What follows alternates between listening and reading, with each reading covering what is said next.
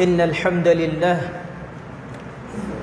نحمده ونستعينه ونستغفره ونعوذ بالله من شرور أنفسنا وسيئات أعمالنا من يهده الله فلا مضل له ومن يضلله فلا هادي له وأشهد أن لا إله إلا الله وحده لا شريك له وأشهد أن محمدًا عبده ورسوله فأعوذ بالله من الشيطان الرجيم بسم الله الرحمن الرحيم يا أيها الناس اتقوا ربكم الذي خلقكم من نفس واحدة وخلق منها زوجها وبث منهما رجالا كثيرا ونساء واتقوا الله الذي تساءلون به والأرحام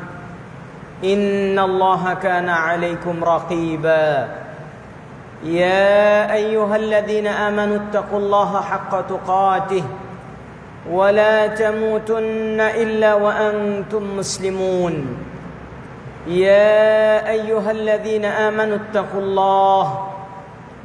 الله وقولوا قولا سديدا يصلح لكم أعمالكم ويغفر لكم ذنوبكم ومن يطع الله ورسوله فقد فاز فوزا عظيما أما بعد فإن خير الحديث كتاب الله وخير الهدي هدي محمد صلى الله عليه وسلم وشر الأمور محدثاتها وكل محدثة بدعة وكل بدعة ضلالة وكل ضلالة في النار فأعوذ بالله من الشيطان الرجيم إن الصلاة كانت على المؤمنين كتابا موقوتا الآية عن عبد الله بن مسعود رضي الله تعالى عنه قال سألت رسول الله صلى الله عليه وسلم أي العمل أفضل قال الصلاة على وقتها إلى آخر الحديث আলহামদুলিল্লাহ আমরা সর্বপ্রথম আল্লাহ রাব্বুল আলামিনের শুকরিয়া আদায় করছি যার বিশেষ মেহেরবানিতে অশেষ দয়ায় আমরা আরবি হিজরি বর্ষ অনুযায়ী একটি বছর শেষ করে 1446তম হিজরি শেষ করে আমরা আজকে 1447তম হিজরিতে পদার্পণ করেছি। যে আল্লাহ রাব্বুল আলামিন আমাদেরকে পৃথিবীর সর্বোত্তম নেয়ামাতুল ইসলাম দিয়ে আলোকিত করেছেন, সুস্থতার নিয়ামতে সজ্জিত রেখেছেন, সালাত বহুমুখী ইবাদত পালন করার সুযোগ দিয়েছেন। আমরা আল্লাহ রাব্বুল আলামিনের শুকরিয়া আদায় করছি, হৃদয়ের সবটুকু ভালোবাসা দিয়ে বলছি আলহামদুলিল্লাহ। অতঃপর দরুদ ও সালাম পেশ করছি আমাদের প্রিয় নবী মুহাম্মদুর রাসূলুল্লাহ সাল্লাল্লাহু আলাইহি ওয়াসাল্লামের প্রতি। আল্লাহুম্মা সাল্লি ওয়া সাল্লিম আলা নবিয়িনা ওয়া হাবিবিনা মুহাম্মদ সাল্লাল্লাহু আলাইহি ওয়াসাল্লাম। সম্মানিত সমবেত মুসল্লিবৃন্দ, আজকে জুমার খুতবার বিষয় আহমিয়াতুস সালাহ ফি তারবিয়াতি উসরাতিন সাঈদা। একটি সুখী পরিবার গঠনে সালাতের ভূমিকা। উক্ত শিরোনামে আমরা আলোচনা শুনব ইনশাআল্লাহ। ওয়া হুয়া ওয়ালিয়ুত তৌফিক। প্রিয় ভাইরা আমার, মানুষ একাকী জীবন যাপন করতে পারে না। মানুষ সামাজিক জীব, তাই তাকে সমাজেই বেড়ে উঠতে হয়, পরিবারের প্রয়োজন হয়। পিতামাতা, স্ত্রী, সন্তান সহ আত্মীয় স্বজনের প্রয়োজন হয়। প্রতিটি মানুষই চাই আমরা একটি সুখী পরিবার গঠন করতে চাই, একটি ইসলামিক সমৃদ্ধ পরিবার তৈরি করতে চাই, যারা সবাই সুখ শান্তিতে দুনিয়ার জীবনগুলো কাটাতে পারবে। এইরকম সবাই চাই কি চাই না? আমরা সবাই চাই, সবাই চাই। কিন্তু সমস্যাটা হলো, সব পরিবারে সুখ চাই, কিন্তু সবাইকে সুখ পাই, সবাইকে সুখে আছে। আমাদের বর্তমান পরিবেশে বহু পরিবার, কেউ মানসিক যন্ত্রণায় ভুগছে, কাউকে আর্থিক যন্ত্রণা কুড়ে কুড়ে খাচ্ছে। এইভাবে একটা একটা বহুমুখী নানা ধরনের সমস্যা আজকের পরিবারগুলোর শান্তি কেড়ে নিয়ে যাচ্ছে। পরিবার যথারীতি সুখ শান্তি চাইলেও যেন সুখ শান্তিতে বসবাস করতে পারছে না। চলুন আমরা আজকে জানব, সুখ শান্তিতে যদি আমরা বসবাস করতে চাই, স্বামী স্ত্রীর মধ্যে যদি মাহাব্বা বৃদ্ধি করতে চাই, মা বাবা সন্তানের মধ্যে যদি একটা ভালো কানেকশন তৈরি করতে চাই, তাহলে অবশ্যই আমাদেরকে ফিরে আসতে হবে সালাতের দিকে, নামাজের দিকে। কারণ সালাত আদায় করা শুধুমাত্র একটি ইবাদতই না, বরং সালাত আদায়ের মাধ্যমে মানুষের মধ্যে একটা ভালোবাসা, মাহাব্বা, হৃদ্যতা, সমৃদ্ধি, সুখ, শান্তি এগুলো সব বাড়তে থাকে।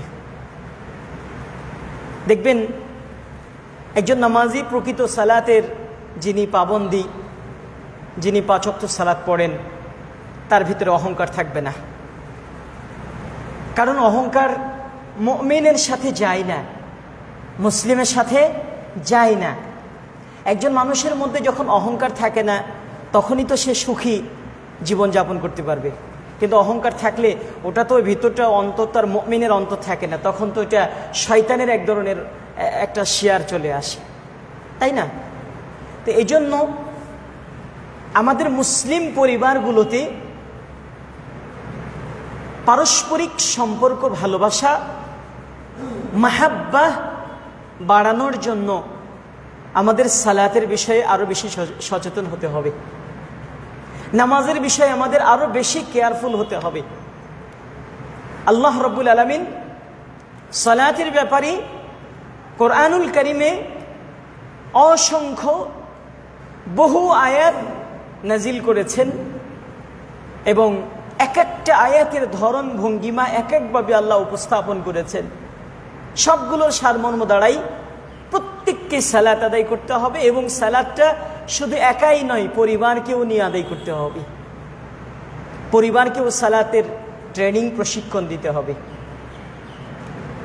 আল্লাহ রাব্বুল আলামিন এখানে আরেকটি কথা যোগ করে দিয়েছেন, শুধুমাত্র সালাত পড়লেই হবে না, সালাতটা আদায় করতে হবে যথাসময়ে, সালাতটা আদায় করতে হবে টাইম অনুসারে।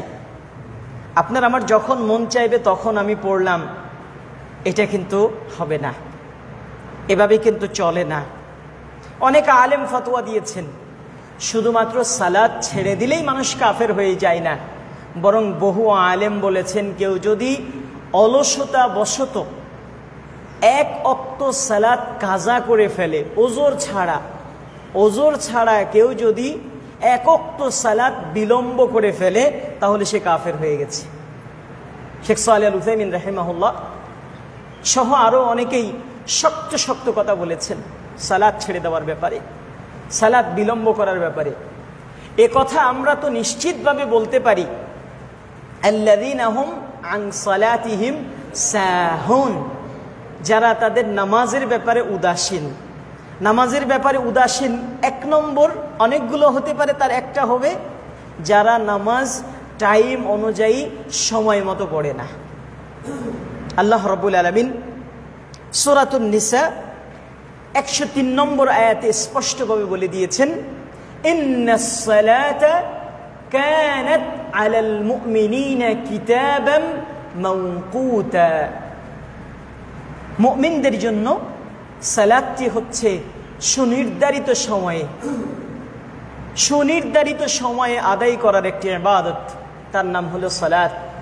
প্রত্যেকের উপরে আল্লাহ রাব্বুল আলামিন যথা সময়ে সালাত পড়ার জন্য এটা একটা ফরজ ওয়াজিব করে দিয়েছেন।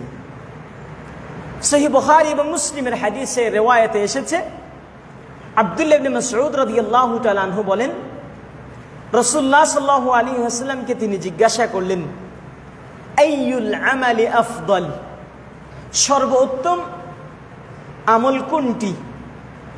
রাসূলুল্লাহ সাল্লাল্লাহু আলাইহি ওয়াসাল্লাম প্রথমে যে জবাবটি দিলেন সেটি হলো আস-সালাতু আলা ওয়াক্তিহা, সময় মতো সালাত আদায় করা। কোন কোন রিওয়ায়াত এসেছে আস-সালাতু লিআউয়ালি ওয়াক্তিহা, প্রথম সময়ে নামাজের যে আউয়াল ওয়াক্ত সেই প্রথম ওয়াক্তে আউয়াল ওয়াক্তে সালাত আদায় করা। সুবহানাল্লাহি ওয়া বিহামদিহি। প্রিয় ভাইরা আমার, এই জন্য আমাদের পরিবারগুলোকে ইসলামিক আদলে গড়ে তুলতে হলে, আমাদের পরিবারগুলোতে সুখ শান্তি ফিরিয়ে আনতে হলে, মানসিক তৃপ্তি ফিরিয়ে আনতে হলে সালাতের দিকে ফিরে আসতে হবে, নামাজের দিকে ফিরে আসতে হবে নিজে এবং পরিবারের মধ্যে। রাসূলুল্লাহ সাল্লাল্লাহু আলাইহি ওয়াসাল্লাম তিনি সালাত আদায় করলে প্রশান্তি লাভ করতেন। তিনি বলেন, মাঝে মধ্যেই তিনি বেলাল রাদিয়াল্লাহু তাআলা আনহুকে বলতেন, ইয়া বিলাল কুম ফাআযিন ওয়া আকিম, ওহে বেলাল তুমি আজান দাও, একামত দাও, সালাতের আয়োজন করো। আরিহনা বিসসালাত, নামাজ আদায় করলে আমাদের অন্তরটা ঠান্ডা হয়ে যায়। সুবহানাল্লাহ। সালাতের মাধ্যমে তুমি আমাদেরকে পরিতৃপ্ত করে দাও, সালাতের মধ্যে আমাদের অন্তরকে শীতল করে দাও। সালাত আদায় করলে আমাদের অন্তর শীতল হয়।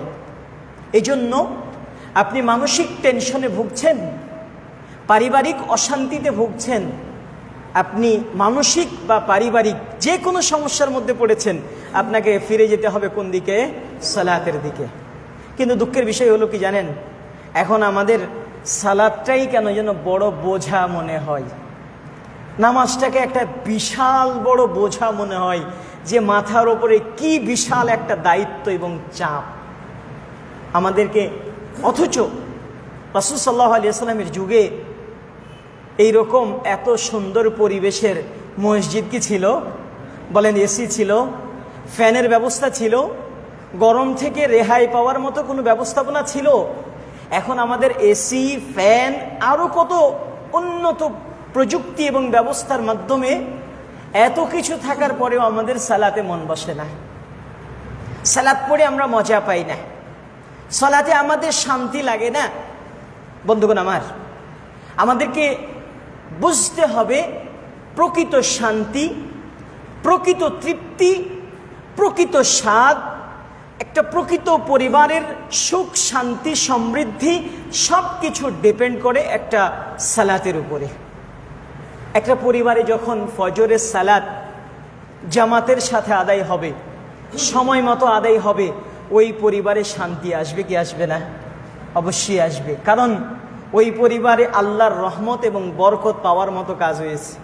কিন্তু যেই পরিবারটা ফজরের সালাতে ঘুমের মধ্যেই কেটে যায়, ওই পরিবারে কি আল্লাহর রহমত এবং বরকত থাকতে পারে? বলেন, থাকতে পারে না, কোনোভাবেই না। এই জন্য আমাদেরকে সালাতের দিকে ফিরে আসতে হবে। আর সালাতটা শুধু নিজেই নয়, বরং মুরু আউলাদাকুম বিসসালাহ ওয়া হুম সাবউ সিনিন, সন্তানদেরকে সালাতের কথা বলতে হবে 7 বছর বয়সে। ওয়াদরিবু, আবার 10 বছর হয়ে গেলে প্রহার করে সালাত আদায় করাতে হবে। কিন্তু আপনার পরিবারে আপনি গার্ডিয়ান হিসাবে একজন সম্মানিত এবং সচেতন অভিভাবক বাবা মা হিসেবে আপনার বাড়িতে কোনো বেনামাজি ছেলে মেয়ে থাকতে পারে না, কোনোভাবেই না, কোনোভাবেই না। এই জন্য নিজের, স্ত্রীর, সন্তানের সবার মধ্যে একটা সুখ শান্তি পেতে হলে সালাতে ফিরে আসতে হবে। এবং আমি আগেই বলেছি, সালাত সময় মতো ফিরে আসতে হবে, টাইমের মধ্যে আদায় করতে হবে। আরেকটা, পুরুষদের জন্য জামাতে পড়তে হবে। প্রিয় ভাইরা আমার, আমরা এখানে আজকে যেহেতু আমরা শুনেছি, জেনেছি যে আমাদের নিচতলায় আমাদের সম্মানিতা মা বোনেরাও জুমার সালাতে আসছেন এবং তারা খুতবা থেকে এলেম গ্রহণ করার চেষ্টা করছেন। আমরা দোয়া করছি আল্লাহ রাব্বুল আলামিন আমাদের মা বোনদেরকে ইসলামের কল্যাণের জন্য কবুল করুন, বলুন আমিন। আমরা আল্লাহর কাছে আবারও দোয়া করছি, আমরা যারা এখানে আছি সবাই যেন আমরা একটি ইসলামিক সুখী পরিবার জীবন যাপন করতে পারি। আল্লাহ আমাদের সবার পরিবারে সুখ শান্তি দান করুন, আমিন। সম্মানিত ভাইরা আমার, সালাতের বিষয়ে আমরা নিজেরা সচেতন কিছুটা হলেও আমাদের স্ত্রী সন্তানের ব্যাপারে, সালাতের ব্যাপারে অনেকটুকুই অসচেতন আছি। বিশেষ করে পুরুষরা আমরা জামাতের সালাতে চলে আসি, টাইম মতো একটু সালাত পড়ার চেষ্টা করি, কিন্তু মা বোনদের অবস্থা এই জায়গা থেকে, অনেক মা বোনরা আছেন ভালো আলহামদুলিল্লাহ, যারা সালাতের ব্যাপারেও খুব অ্যাক্টিভ এবং সচেতন, কিন্তু অধিকাংশদের আমরা অবস্থা দেখতে পাই তারা সালাত সময় মতো পড়ার ব্যাপারে খুবই অসচেতন। এবং তাদের পারিবারিক ব্যস্ততা, রান্না বান্না, ঘরের কাজ, এই বহুমুখী ব্যস্ততা তাদেরকে সালাত থেকে পিছিয়ে দিয়েছে।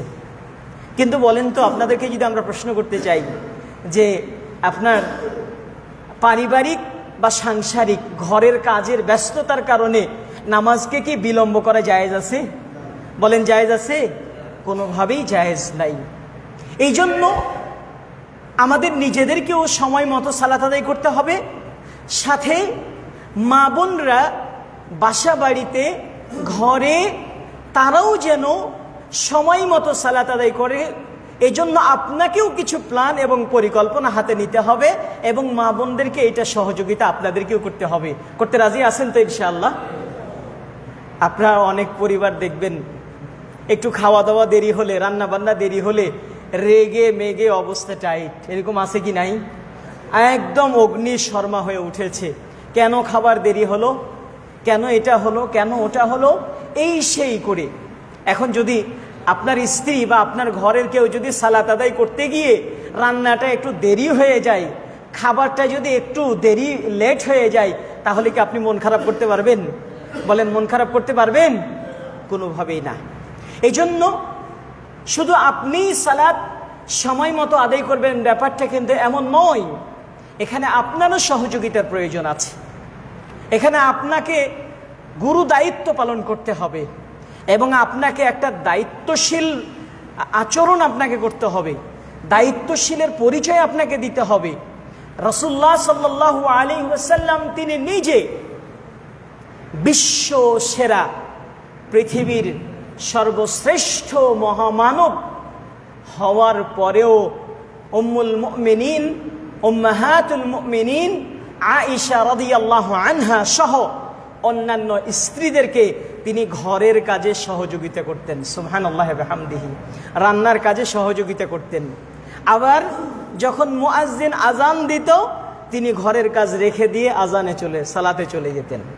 তাহলে রাসূল সাল্লাল্লাহু আলাইহি ওয়াসাল্লামের চেয়ে ব্যস্ত, রাসূল সাল্লাল্লাহু আলাইহি ওয়াসাল্লামের চেয়ে নিয়ম ফলো করার মতো ব্যক্তি পৃথিবী থেকে আর কেউ আছে? আর কেউ নেই। তাহলে রাসূল সাল্লাল্লাহু আলাইহি ওয়াসাল্লাম তিনি পরিবারকে যথাসময়ে সালাতের ব্যাপারে আদায় যেন তারাও ঘরে করতে পারে, এই জন্য রাসূল সাল্লাল্লাহু আলাইহি ওয়াসাল্লাম সাংসারিক কাজগুলো তিনি নিজেও সহযোগিতা করেছেন। সুবহানাল্লাহ। এই জন্য আমাদেরকে এই জায়গাটাতে আগে পুরুষদেরকে সচেতন হতে হবে, আমাদেরকে মনগুলোকে আগে একটু সেট আপ করে নিতে হবে, মাইন্ড সেট আপ করতে হবে ঠিক মতো, যে আমরাই শুধু সালাত প্রথম সময়ে জামাতের সাথে পড়ব না, বরং আমাদের স্ত্রী সন্তানরাও যেন ঘরে বাড়িতে তারা যথাসময়ে সালাত আদায় করে। এই পদ্ধতি, এই পরিকল্পনা, এই সূচি আপনাকে গ্রহণ করতে হবে আজকে ইনশাআল্লাহ। আমরা এখানে কয়েকটি কথা বলবো, যদিও আপনারা গত খুতবাই বিজ্ঞ বড় আলেম, একজন বড় দাঈ ইলাল্লাহ, অনেক বড় মাপের আলেম, তার কাছ থেকে আপনারা শুনেছেন যে মহিলারা সালাত আদায় করতে পারবে জামাতে, মসজিদে যদি ব্যবস্থা থাকে তাহলে তারা জামাতে আসতে পারবে, তাদেরকে বাধা দেওয়া যাবে না। কিন্তু মহিলাদের জন্য বাড়িতে সালাত আদায় করাটাই হলো কি উত্তম, বিশেষ করে 5 ওয়াক্ত সালাত বাড়িতে সালাত আদায় করাটাই বেশি উত্তম। কিন্তু পরিবেশ যদি থাকে, ফিতনার আশঙ্কা না থাকে, ফিতনা মুক্ত যদি পরিবেশ হয়, তাহলে তারা মসজিদে আসলে কোনোভাবে তাদেরকে বাধা দেওয়ার সুযোগ নেই। জুমার সালাতে তো অবশ্যই বেশি আসা দরকার, কারণ মা বোনরা সঠিক জ্ঞান অর্জন থেকে খুবই বেশি পিছিয়ে, তাদের এইরকম সুযোগ হয়ে ওঠে না।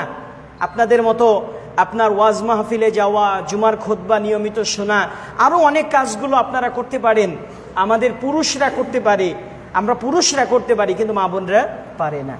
এই জন্য এই জুমার খুতবাগুলোতেও আপনাদের পরিবারের প্রত্যেকটা স্ত্রী, মেয়ে, আপনার বৌমা, আপনার ঘরের নাতনি বা যে কেউ আপনার বাড়িতে আছে, আমি মনে করি জুমার খুতবায় তাদেরকে তালিম নেওয়ার জন্য, তাদেরকে দিন শেখার জন্য একটি সুন্দর ব্যবস্থাপনায় নিয়ে আসা আপনাদের জন্য জরুরি একটি দায়িত্ব, আমি এটা মনে করি।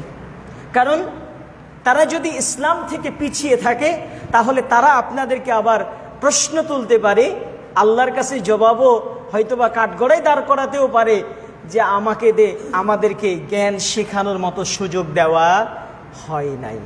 প্রিয় ভাইয়ের আমার, তো আমরা বলছিলাম সালাত আদায়ের ব্যাপারে আমাদেরকে সচেতন হতে হবে, সাথে আমাদের মা বোনদেরকেও সচেতন হতে হবে। আমাদের মা বোনরা ঘরে সালাত আদায় করবেন এবং ঘরে সালাত আদায় যথাসময়ে করবেন। মা বোনরা যদি সম্ভব হয়, এবং আমরা সম্ভব হয় বলবো না, আজকে একটা সুন্দর আপনাদেরকে আমরা রুটিন দিয়ে যাব, রুটিন শেয়ার করব। এই রুটিনের আলোকে আমরা মনে করি যে নারীদেরকেও ঘরে জামাতে সালাত আদায় করা উত্তম হবে, প্রয়োজন। জামাতে সালাত আদায় করা নারীদের জন্য প্রয়োজন, নারীদের জন্য প্রয়োজন। উম্মুল মুমিনিন আয়েশা রাদিয়াল্লাহু তাআলা আনহা, তিনি অনেক বড় ফাকিহা ছিলেন, অনেক জ্ঞানের অধিকারী ছিলেন। বড় বড় সাহাবীরা উম্মুল মুমিন আয়েশা রাদিয়াল্লাহু আনহার কাছে এলেম নিতে আসতেন, তার কাছ থেকে এলেম শিখতেন। যেমন একটি আপনার সাহাবীর কাফেলা রাসূল উম্মুল মুমিন আয়েশা রাদিয়াল্লাহু আনহার কাছে এসে বললেন যে রাসূল সাল্লাল্লাহু আলাইহি ওয়াসাল্লামের চরিত্র কেমন ছিল। তিনি বললেন, তোমরা কি কোরআন পড়ো নাই? তাহলে দেখেন, এই যে রাসূল সাল্লাল্লাহু আলাইহি ওয়াসাল্লামের স্ত্রী উম্মুল মুমিনিন আয়েশা রাদিয়াল্লাহু আনহা, তার কাছ থেকেও বড় বড় সাহাবীরা কি নিয়েছেন? জ্ঞান নিয়েছেন, এলেম নিয়েছেন। এমন একজন বিচক্ষণ, এমন একজন দূরদর্শী, পারদর্শী, আমাদের সবার আম্মা জান উম্মুল মুমিনিন আয়েশা রাদিয়াল্লাহু তাআলা আনহা, তিনি মহিলাদেরকে নিয়ে সালাত আদায় করতেন এবং তিনি ইমামতি করতেন। উম্মুল মুমিন আয়েশা রাদিয়াল্লাহু আনহা মাগরিবের সালাতের ইমামতি করতেন। ওয়া জাহারাত বিকিরাআতিহা, এই রিওয়ায়াত ও হাদিসের মধ্যে এসেছে যে উম্মুল মুমিন আয়েশা রাদিয়াল্লাহু আনহা তিনি মাগরিবের সালাতে জোরে কোরআন তেলাওয়াত করতেন।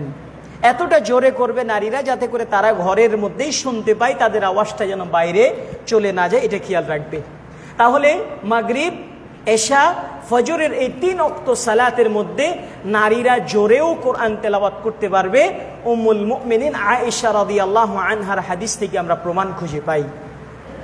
আরেকজন আমাদের উম্মুল মুমিনিন, আরেকজন আমাদের আম্মাজান, তিনি হলেন উম্মু সালামা রাদিয়াল্লাহু তাআলা আনহা।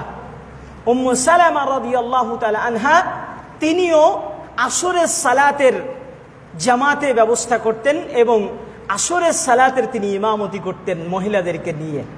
এজন্য নারীরা ঘরে ছোট্ট পরিসরে, সীমিত পরিসরে তার বাড়ির কয়েকজন অথবা আশপাশ থেকে অল্প কয়েকজন নিয়ে যদি মহিলারা জামাত করতে পারবে, এরকম একাধিক হাদিস থেকে প্রমাণ রয়েছে। আরেকটি আমরা আপনাদেরকে হাদিস শোনাবো। এই হাদিসটি এসেছে সুনানে আবি দাউদের মধ্যে। আবু দাউদ হাদিস, আবু দাউদের হাদিসের নাম আপনারা শুনেছেন কি শুনেন নাই? এই আবু দাউদের 592 নম্বর হাদিস, 591 এবং 92। ইমাম আবু দাউদ রাহিমাহুল্লাহ 2 জায়গায় হাদিসটি এনেছেন এবং তিনি একটা অধ্যায় রচনা করেছেন, বাবু ইমামাতিন নিসা। 2 বার তিনি এইটার একটা মাসআলা দিয়েছেন। আমি হাদিস নম্বরটা বললাম 591 এবং 92 নম্বর হাদিস। তিনি একটা অধ্যায় রচনা করেছেন, নাম লিখেছেন বাবু ইমামাতিন নিসা, নারীদের ইমামতি প্রসঙ্গে অধ্যায়। নারীদের ইমামতি করা প্রসঙ্গে অধ্যায়। তিনি এই অধ্যায় রচনা করে 2 বার অধ্যায়টা নিয়ে এসেছেন এবং 2টি হাদিস নিয়ে এসেছেন। হাদিসটি হলো উম্মু ওয়ারাকা রাদিয়াল্লাহু আনহা, মহিলা সাহাবী, তার নাম বললাম উম্মু ওয়ারাকা রাদিয়াল্লাহু তাআলা আনহা। তিনি বদরের যুদ্ধে রাসূলুল্লাহ সাল্লাল্লাহু আলাইহি ওয়াসাল্লামের কাছে বললেন যে, হে আল্লাহ রাসূল, ইযান লি বিল গাজবি, আপনি আমাকে যুদ্ধে যাওয়ার অনুমতি দিন, আমিও আপনাদের সাথে বদরের যুদ্ধে অংশগ্রহণ করতে চাই। কেন? আমি তো আপনাদের মতো পুরুষদের মতো যুদ্ধ পরিচালনার মতো অস্ত্র শস্ত্র ব্যবহার করতে পারবো না। তবে আমার উদ্দেশ্য হচ্ছে মুসলিমদের কেউ যদি আহত হয়ে যায়, অসুস্থ হয়ে পড়ে, তাহলে আমি ওই অসুস্থ ব্যক্তিদের সেবা যত্ন করব। সুবহানাল্লাহি ওয়া বিহামদিহি। তিনি হতে পারে বললেন আইয়ারযুকানি আল্লাহু বিশাহাদাহ, হতে পারে আল্লাহ আমাকে শহীদের মর্যাদা দান করবেন। দেখেন, মহিলা সাহাবী হয়েও শহীদ হওয়ার কি তামান্না, শহীদ হওয়ার কি আকাঙ্ক্ষা, শহীদ হওয়ার কি উচ্চ আকাঙ্ক্ষা। বদরের যুদ্ধে, এইরকম একটা ঐতিহাসিক যুদ্ধে তিনি অংশগ্রহণ করার জন্য রাসূল সাল্লাল্লাহু আলাইহি ওয়াসাল্লামের কাছে অনুমতি চাইলেন। উদ্দেশ্য হলো কি, যাতে করে অসুস্থ আহত ব্যক্তিদের সেবা যত্ন করার মাধ্যমে তিনি শহীদের মর্যাদা লাভ করতে পারেন। রাসূল সাল্লাল্লাহু আলাইহি ওয়াসাল্লাম বললেন, না, তোমাকে যেতে হবে না, তুমি বাড়িতেই অবস্থান করো। উম্মু ওয়ারাকা রাদিয়াল্লাহু তাআলা আনহা বাড়িতে অবস্থান করলেন। তার বাড়িতে 2 জন দাসী ছিল, 2 জন দাস ছিল, যারা উম্মু ওয়ারাকা রাদিয়াল্লাহু আনহার সাথে নির্ধারিত কিছু চুক্তির সাথে চুক্তিবদ্ধ ছিল। এমন চুক্তি যে আমি যদি মারা যাই, আমার মৃত্যুর পরে তোমরা মুক্ত হয়ে যাবে। কিন্তু এই 2 জন দাসী উম্মু ওয়ারাকা রাদিয়াল্লাহু আনহার সাথে গাদ্দারি করলো। উম্মু ওয়ারাকা রাদিয়াল্লাহু তাআলা আনহা একদিন রাতের বেলা ঘুমিয়েছিলেন, তার ঘরে এই 2 জন দাসী প্রবেশ করে তার ঘর থেকে চাদর নিয়ে গলা চেপে ধরে উম্মু ওয়ারাকা রাদিয়াল্লাহু তাআলা আনহাকে শহীদ করে দিলেন। রাসূলুল্লাহ সাল্লাল্লাহু আলাইহি ওয়াসাল্লাম তাকে শহীদ বলে ঘোষণা দিয়েছিলেন এবং সাহাবীদের মধ্যে উম্মু ওয়ারাকা রাদিয়াল্লাহু তাআলা আনহা তিনি শাহীদাহ, মহিলা শহীদ, শাহীদা হিসাবে তিনি পরিচিত ছিলেন। রাসূলুল্লাহ সাল্লাল্লাহু আলাইহি ওয়াসাল্লাম এই উম্মু ওয়ারাকা রাদিয়াল্লাহু তাআলা আনহাকে বাড়িতে রেখে যাওয়ার অবস্থায় তিনি একজন মুয়াজ্জিন নির্ধারণ করে দিয়ে গেছিলেন তার মৃত্যুর আগ মুহূর্তে, বদরের যুদ্ধের সময়। রাসূলুল্লাহ সাল্লাল্লাহু আলাইহি ওয়াসাল্লাম এই উম্মু ওয়ারাকা রাদিয়াল্লাহু তাআলা আনহাকে মুয়াজ্জিন নিয়োগ করে দিয়েছিলেন এবং বলে দিয়েছিলেন, তোমার যারা পরিবারের সদস্য রয়েছে তাদেরকে নিয়ে তুমি সালাত আদায় করবে। সুবহানাল্লাহ ওয়া বিহামদিহি। দেখেন রাসূল সাল্লাল্লাহু আলাইহি ওয়াসাল্লাম মহিলাকে ইমাম বানানোর সুযোগ দিলেন। মহিলারা মহিলাদের ইমাম হইতে পারে এই কথাটা বোঝানোর জন্য ইমাম আবু দাউদ রাহিমাহুল্লাহ তিনি এই হাদিসটি 2 বার উল্লেখ করেছেন। এবং উম্মু ওয়ারাকা রাদিয়াল্লাহু তাআলা আনহা তারপর থেকে তার মৃত্যুর আগ পর্যন্ত তিনি তার পরিবারের সদস্যদেরকে নিয়ে বাড়িতে জামাতের সাথে সালাত আদায় করেছেন। বলেন সুবহানাল্লাহ। উম্মু ওয়ারাকা রাদিয়াল্লাহু আনহা যখন ওই 2 জন দাসের মাধ্যমে শহীদ হয়ে গেলেন, তখন সকালবেলা ওমর রাদিয়াল্লাহু তাআলা আনহু লোক পাঠালেন যে এই 2 জন দাসীকে কে ধরে এনে দিতে পারবে, কে দেখেছে তারা কোথায় পালিয়ে গেছে, কে বলতে পারো তোমরা। অন্যান্য সাহাবীরা এই 2 জন দাসীকে ধরে আনলেন এবং ওমর রাদিয়াল্লাহু তাআলা আনহু 2 জনকে সবার সামনে শুলিতে ফাঁসিতে চড়ালেন এবং তাদের উপরে কিসাস আদায় করলেন। সম্মানিত ভাইয়েরা আমার, তাহলে আমি এত লম্বা বড় হাদিস বলার পেছনে একটি মূল উদ্দেশ্য, সেই উদ্দেশ্যটি হচ্ছে মহিলারা তাদের বাড়িতে তাদের অন্যান্য সদস্যদেরকে নিয়ে জামাতে সালাত আদায় করতে পারবে, কোনো সমস্যা নাই। এবং করাটা শুধু জায়েজই নয়, বরং করাটা উত্তম। করাটা উত্তম কেন? এখানে উত্তম হওয়ার পিছনে কয়েকটি কারণ। তার 1 নম্বর কারণ হচ্ছে রাসূলুল্লাহ সাল্লাল্লাহু আলাইহি ওয়াসাল্লাম বলেছেন, সালাতুল জামাআতি তাফদুলু আলা সালাতিল ফরদি। একাকী সালাত আদায় করার চেয়ে জামাতে সালাত আদায় করাটা উত্তম। বে27 দারাজাহ, 27 গুণ পর্যন্ত। বলেন সুবহানাল্লাহ। তার মানে আপনি একাকী সালাত আদায় করলে যেই সওয়াব জামাতে সালাত আদায় করলে, কোন রেওয়ায়াতে 25 গুণের কথা এসেছে, কোন রেওয়ায়াতে 27 গুণ সওয়াবের কথা বলা হয়েছে। আমি আরো সহজ করে বলি, আপনি যদি 1 ওয়াক্ত সালাত জামাতের সাথে আদায় করেন, 1 ওয়াক্ত সালাত আদায় করা মানে হচ্ছে 27 ওয়াক্ত সালাত আদায় করার সমপরিমাণ সওয়াব আপনি পেয়ে যাবেন। সুবহানাল্লাহ ওয়া বিহামদিহি। কিন্তু আপনি যদি একাকী সালাত আদায় করেন তাহলে আপনি 1 গুণ পাইলেন, কিন্তু জামাতে আদায় করলে কয় গুণ? বলেন কয় গুণ? 27 গুণ। অনেক আলেম বলেছেন, আরবের বিখ্যাত বড় বড় পণ্ডিত আলেম শেখ সালেহ আল ফৌজান হাফিজাহুল্লাহ, শেখ বিন বাজ রাহমাতুল্লাহ আলাইহি সহ বড় বড় অনেক আলেম মুহাদ্দিস, ইমাম নববী রাহিমাহুল্লাহ সহ যারা হাদিস বিশারদ, যারা হাদিসের পণ্ডিত, তারা বলেছেন এই হাদিসটা হলো আম, এই হাদিসটা হলো ব্যাপক, এই হাদিসটি হলো নারীদের জন্য, এই হাদিসটি হলো পুরুষদের জন্য। পুরুষরা তো মসজিদে আসলে এই জামাতের 27 গুণের সওয়াব পেয়ে যায়, পাই কি পাবে না? পাবে কি পাবে না? নিঃসন্দেহে পাবে। কিন্তু মা বোনরা তারা বাড়িতে আজীবন শুধু একাকী নামাজ পড়বেন, আর এই যে জামাতে পড়ার যে 27 গুণ সওয়াব, এইটা থেকে মা বোনরা কি বঞ্চিত হচ্ছে না? বলেন, মা বোনরা কি বঞ্চিত হচ্ছে না? বঞ্চিত হচ্ছে, এবং অনবরত তারা বঞ্চিত হচ্ছে। তাহলে ইমাম নববী রাহিমাহুল্লাহ সহ অনেক বড় বড় আলেমদের আমরা ব্যাখ্যা থেকে বুঝতে পারি যে এই হাদিস নারীদের জন্য প্রযোজ্য, এই হাদিস পুরুষদের জন্য প্রযোজ্য। আমরাই শুধু 27 গুণ নেকি নিব আর নারীরা নিবে না, এমনটা হতে পারে না।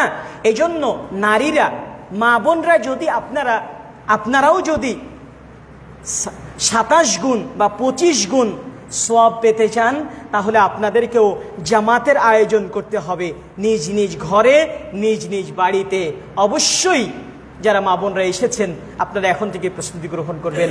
আসরের সালাত, মাগরিবের সালাত, এশারের সালাত, ফজরের সালাত আপনি নিজে, আপনার মেয়ে, আপনার বৌমা, আপনার ছেলের বউ, আপনার ছেলের ওয়াইফ, বা আপনার কোনো নাতনি যদি যুবতী থেকে থাকে যাদের উপরে সালাত হয়ে ফরজ হয়ে গেছে, অথবা ছোট যদি মেয়ে বাচ্চাও হয়, তাদেরকে 2-4-5 জন হলেও তাদেরকে নিয়ে আপনি ঘরের মধ্যে জামাতের ব্যবস্থা করুন।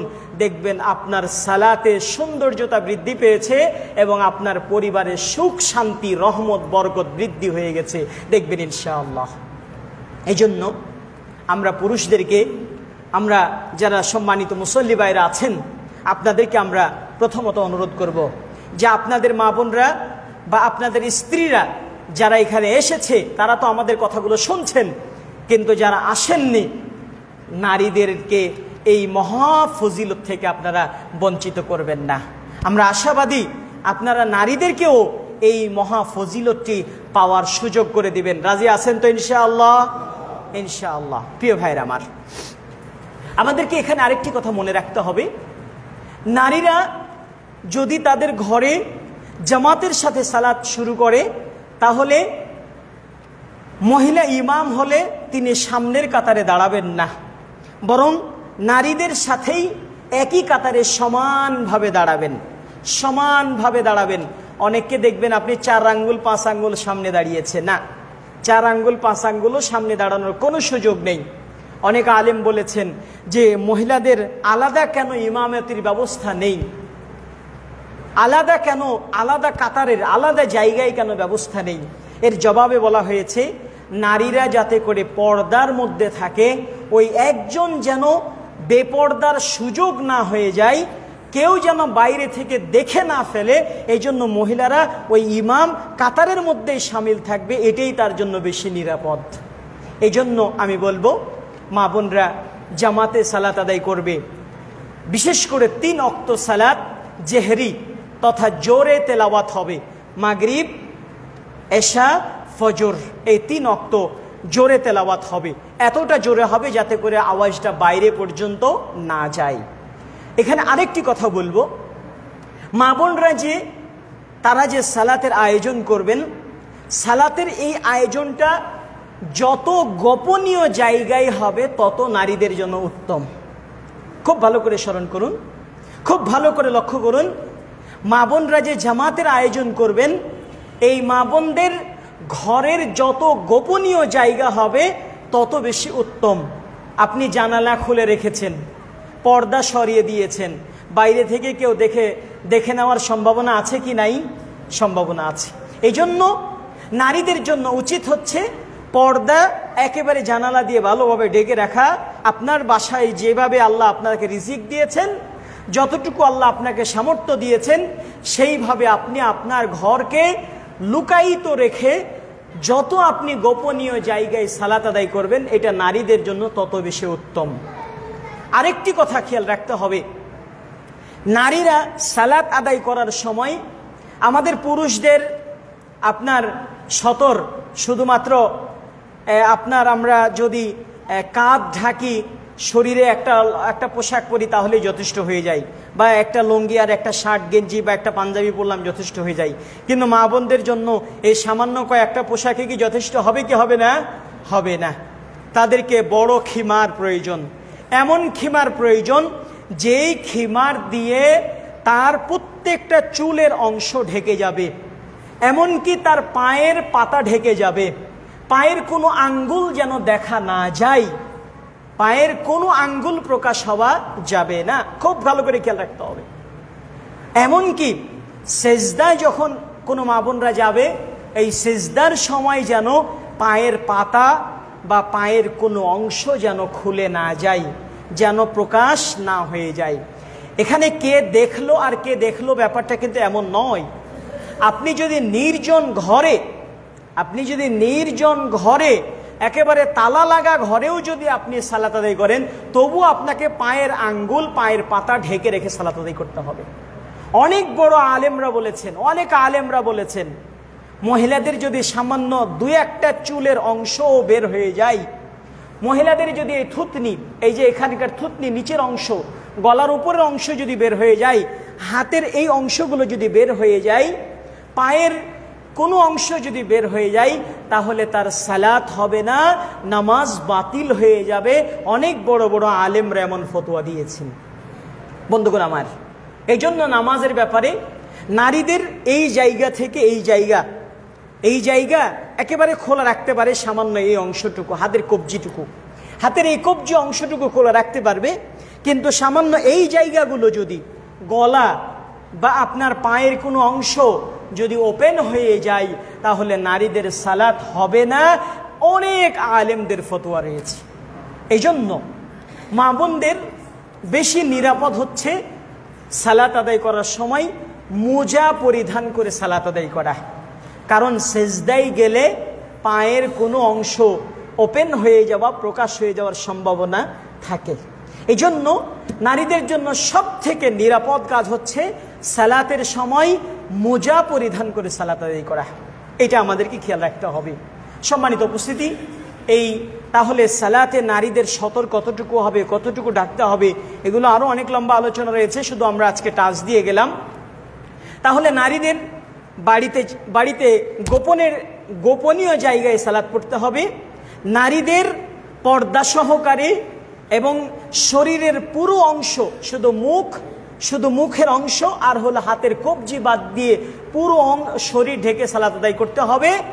আরেকটি হচ্ছে গুরুত্বপূর্ণ কথা, সেটি হচ্ছে জামাতে সালাত আদায় করলে তাদেরকে তেলাওয়াত এবং অন্যান্য যে রাকাতের সিস্টেম, পুরুষদের নামাজের নিয়ম, সেগুলো সব ঠিক রেখে সালাত আদায় করতে হবে।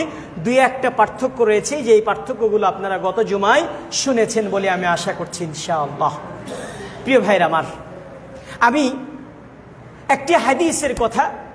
একটি হাদিস নয় বরং একজন বড় ইমামের কথা আপনাদেরকে শোনাচ্ছি, যে ইমামের নাম হচ্ছে ইমাম আহমদ বিন হাম্বল রাহিমাহুল্লাহ। ইমাম আহমদ বিন হাম্বল রাহিমাহুল্লাহ, তার মা ছিলেন অত্যন্ত পরহেজগার মানুষ, খুবই ভালো মানুষ।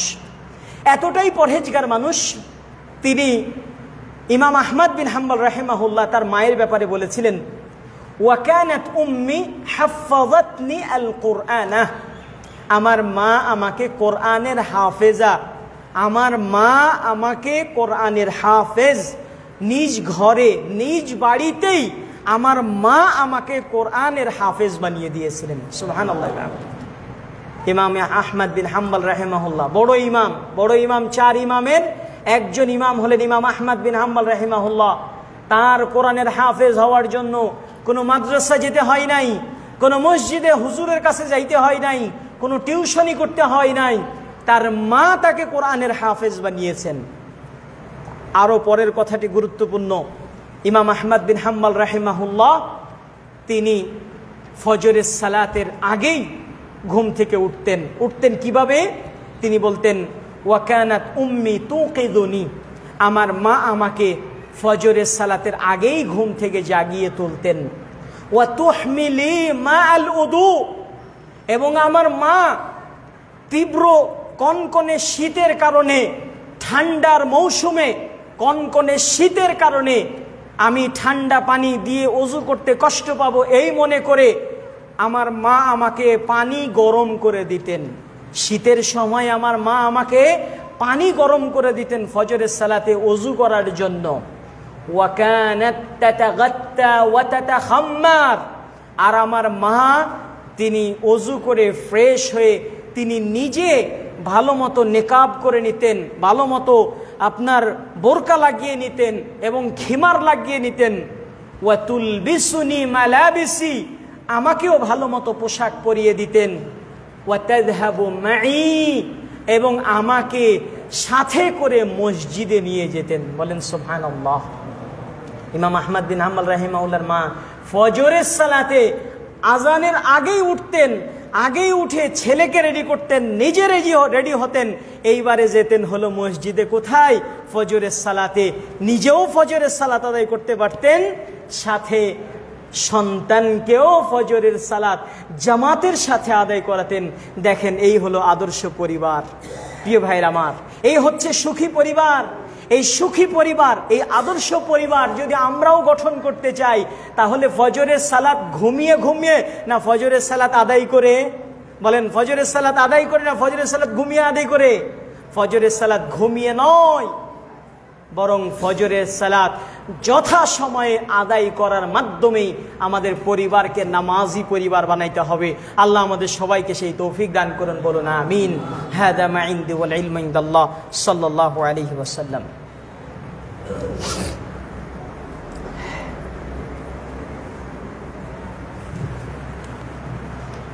বিসমিল্লাহ, আলহামদুলিল্লাহ, ওয়াসসালাতু ওয়াসসালামু আলা রাসূলিল্লাহ, আম্মা বা'দ। প্রিয় ভাইরা আমার, আমরা আজকে মা বোনদের উদ্দেশ্যে একটি রুটিনের কথা বলবো। আমাদের মসজিদগুলোতে যেইভাবে 5 ওয়াক্ত সালাতের একটা শিডিউল আছে, জুমার সালাত 1:30, আসরের সালাত 4টা বা 4:30 বা 5টা, মাগরিবের সালাতের নির্ধারিত একটা সময় আছে, এশারের সালাতের একটা নির্ধারিত সময় আছে, ফজরের সালাতের একটা নির্ধারিত সময় আছে কি নাই? প্রত্যেকটা মসজিদে পুরুষদের জন্য নির্ধারিত সময় আছে। কিন্তু দুঃখের সাথে বলতে হয়, পরিতাপের সাথে বলতে হয়, মা বোনদের সালাত আদায় করার জন্য বাসা বাড়িতে কোনো নির্ধারিত সময়ই নাই। আছে? বলেন আছে? নাই। বিশেষ করে জোহরের সালাতটা মা বোনদের উপরে একটা জুলুম হয়ে যায়। কিভাবে জানেন? রান্না বান্না, মেহমান আসলে বিশাল একটা আয়োজন, এই করতে করতে কোনোদিন জোহরের সালাত 2টা বেজে যায়, কোনোদিন 2:30 বেজে যায়, কোনোদিন 2:50 বেজে যায়। এক একটা পরিবারে এক এক রকমভাবে জোহরের সালাতটা চলে যায়। আসরের সালাত একইভাবে হয় 4টা, কোনোদিন 4:30, কোনোদিন 5টা, কোনোদিন 5:30, কোনোদিন 6টা। এই যে এক একটা টাইমে এক একদিন পড়া। মাগরিবের সালাত অনুরূপভাবে কোনো মহিলা চলে আসলো, গল্প শুরু হয়ে গেল, সালাত হয়ে গেছে, আজান হয়ে গেছে, কোনো খবর নেই। এশারের সালাত কখনো খাওয়ার, কখনো এটা, কখনো রান্না, কখনো এটা সেটা করতে গিয়ে কোনোদিন 9টায় এশারের সালাত হচ্ছে, কোনোদিন 9:30, কোনোদিন 10টায়, কোনোদিন আবার 12টায়, কোনোদিন 11টায়। এক একদিন এইভাবে হয় না? ফজরের সালাত কোনোদিন 5টায়, কোনোদিন 5:30টায়। এইভাবে যে সালাতের নির্ধারিত মা বোনদের জন্য কোনো সময় নাই, এটা অধিকাংশের অবস্থা এমন। আমরা আজকের খুতবা থেকে আপনাদেরকে নসিহা করতে চাই, মেসেজ দিতে চাই।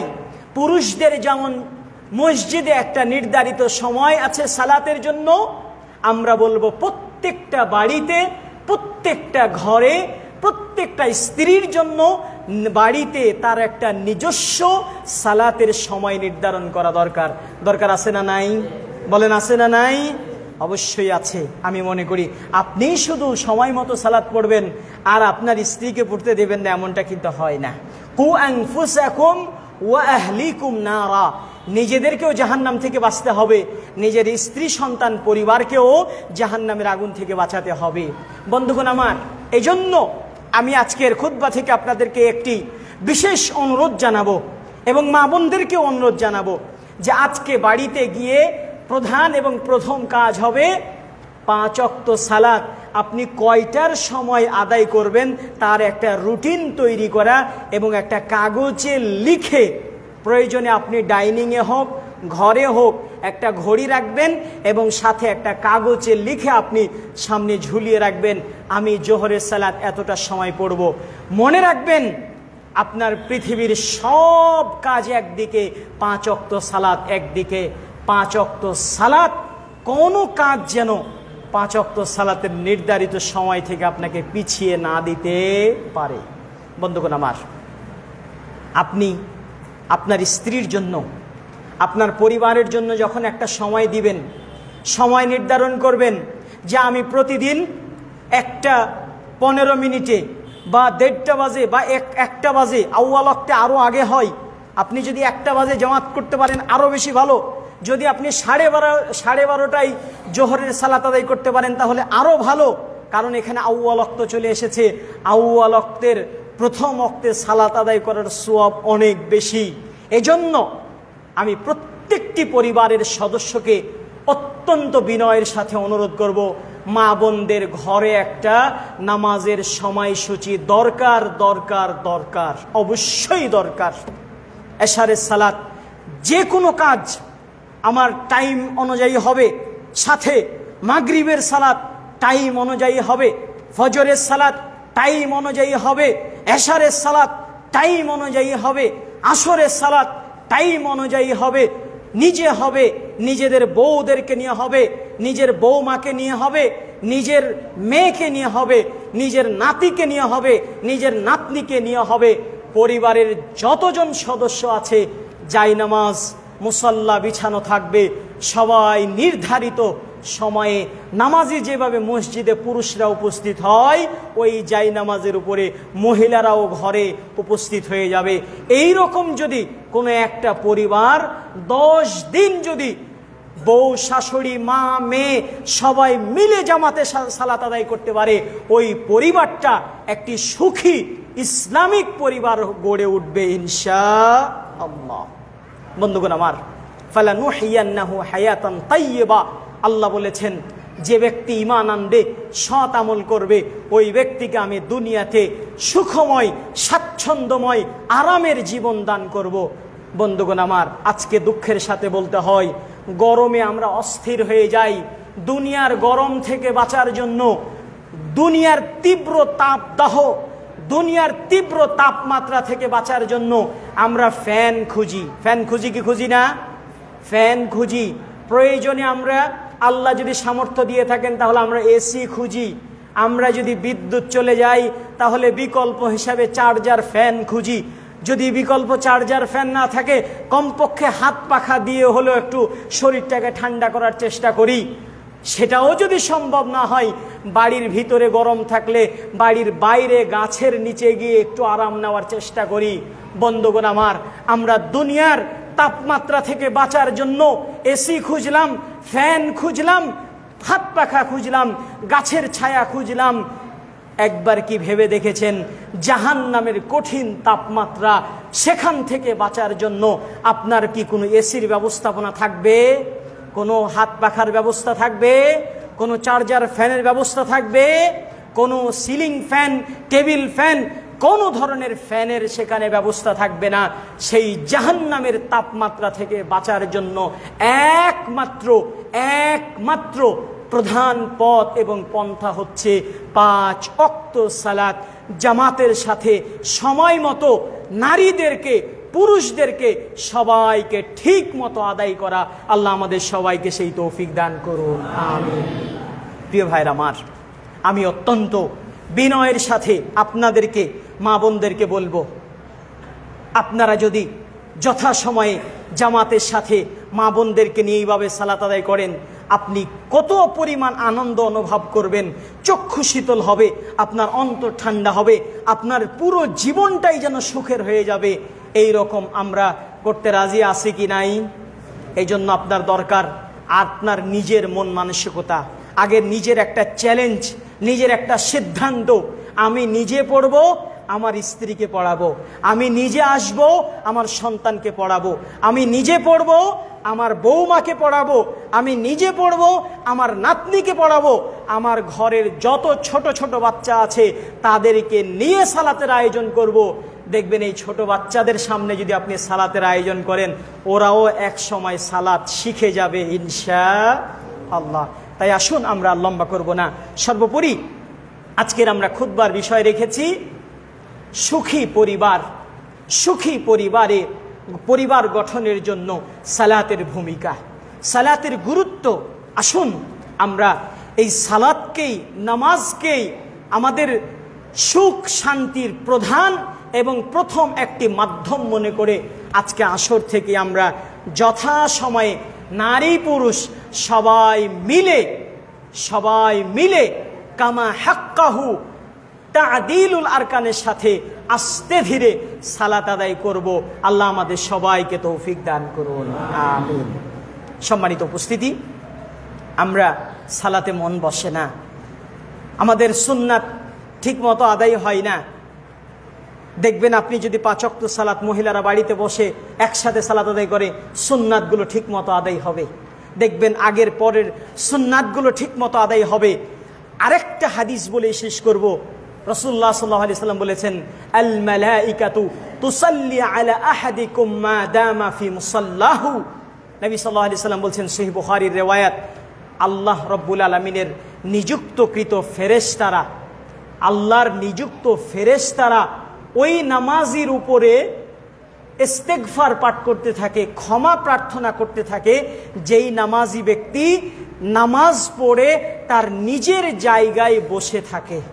নামাজি ব্যক্তি তার নিজের জায়গায় যতক্ষণ বসে থাকবে ততক্ষণ পর্যন্ত ফেরেশতারা বলবে, আল্লাহুম্মা গফির লাহু আল্লাহুম্মা আরহামহু, হে আল্লাহ আপনি এই নামাজিকে মাফ করে দিন। সুবহানাল্লাহ। ফেরেশতারা আরেকটা দোয়া করেন, আল্লাহুম্মা আরহামহু, হে আল্লাহ আপনি এই নামাজির উপরে দয়া করুন। সুবহানাল্লাহ। তাহলে আপনি আল্লাহর ক্ষমা পেতে চান, আল্লাহর দয়া পেতে চান, নামাজ পড়েই উঠে গেলে চলবে না, নামাজের জায়গায় বসে থাকতে হবে। আপনি যদি 10 মিনিট বসে থাকেন, 10 মিনিট আপনার জন্য ক্ষমা চাইবে কে? ফেরেশতারা। ফেরেশতারা আপনার জন্য দোয়া করবে। অনুরূপভাবে আমি এই কথা মহিলাদেরকেও না, মা বোনদেরকেও বলবো, আপনারা নামাজে তাড়াহুড়া করবেন না। সালাত শেষ করে জায়গায় বসে থাকুন, জিকির আজকারগুলো করুন। যতক্ষণ বসে থাকবেন ততক্ষণ আপনার জন্য ফেরেশতারা দোয়া করতেছে। আল্লাহ রাব্বুল আলামিন আমাদের সবাইকে মাফ করুন। আল্লাহ রাব্বুল আলামিন আমাদের যারা অসুস্থ আছে সকলকে পরিপূর্ণ সুস্থতা দান করুন। আমরা যেন পাক্কা নামাজি হতে পারি, নারী পুরুষ সবাই যেন আমরা প্রথম ওয়াক্তে জামাতের সাথে সালাত আদায় করতে পারি। আল্লাহ আমাদের সবাইকে তৌফিক দান করুন। যাদের অভাব আছে আল্লাহ সকলের অভাব দূর করে দিন। যাদের সমস্যা আছে আল্লাহ সমস্যা দূর করে দিন। যাদের ঋণ আছে আপনি তাদের ঋণ পরিশোধ করার তৌফিক দিন। আমাদের যারা আত্মীয় স্বজন, যাদের বাবা মা চাচা নানা নানি দাদা দাদি এইভাবে আত্মীয় স্বজন দুনিয়া ছেড়ে চলে গেছে, আল্লাহ তাদের কবরের আযাব মাফ করুন। আল্লাহ তাদেরকে জান্নাতুল ফেরদাউসের মেহমান হিসেবে কবুল করুন। আল্লাহ আপনি আমাদের দেশের উপরে খাস রহমত এবং বরকত নাজিল করুন। গোটা মুসলিম উম্মাহকে আপনি হেফাজত করুন। গোটা মুসলিম উম্মার উপরে আপনার রহমত বর্ষণ করুন। যাবতীয় ষড়যন্ত্র থেকে, কাফেরদের বাতিলদের ষড়যন্ত্র থেকে আপনি আমাদের ইসলামকে, মুসলিমকে, দেশকে আপনি হেফাজত করুন। রব্বুল আলামিন আমরা যেন মৃত্যু পর্যন্ত পাক্কা নামাজি, পাক্কা সালাতের পাবন্দি যেন আমরা ইমানদার হয়ে তাওহীদের উপরে মরণ আমাদের যেন হয় এবং দুনিয়া থেকে বিদায় নিতে পারি। আল্লাহ আমাদের সবাইকে তৌফিক দান করুন। বিশেষ করে আমরা যেন মৃত্যুর সময় কালিমা লা ইলাহা ইল্লাল্লাহ বলতে বলতে খাঁটি ঈমান নিয়ে দুনিয়া থেকে যেতে পারি। আল্লাহ আমাদের সবাইকে তৌফিক দান করুন। বিশেষ করে রাসূল সাল্লাল্লাহু আলাইহি ওয়াসাল্লাম এবং আল্লাহর আরেকজন নবী তিনি ইব্রাহিম আলাইহিস সালাতু ওয়াস সালাম, ইব্রাহিম আলাইহিস সালাম একটা দোয়া করতেন, রব্বি জাআলনি মুকিমাস সালাতি ওয়া মিন যুররিয়াতি। হে আল্লাহ আপনি আমাকে এবং আমার পরিবারকে নামাজি বানিয়ে দিন। সুবহানাল্লাহ। দেখেন কি চমৎকার দোয়া। এই জন্য এই দোয়াটা আমরা বেশি বেশি বলবো, রব্বি জাআলনি মুকিমাস সালাতি ওয়া মিন যুররিয়াতি। আল্লাহ আমাদের সবাইকে কবুল করুন। আমিন আমিন সুম্মা আমিন। হাযা মা ইনদি ওয়াল ইলমু ইনদাল্লাহ সাল্লাল্লাহু আলাইহি ওয়াসাল্লাম। সুবহানাকা আল্লাহুম্মা ওয়া বিহামদিকা আশহাদু আল্লা ইলাহা ইল্লা আনতা আস্তাগফিরুকা ওয়া আতুবু ইলাইক। আসসালামু আলাইকুম ওয়া রাহমাতুল্লাহি ওয়া বারাকাতুহু।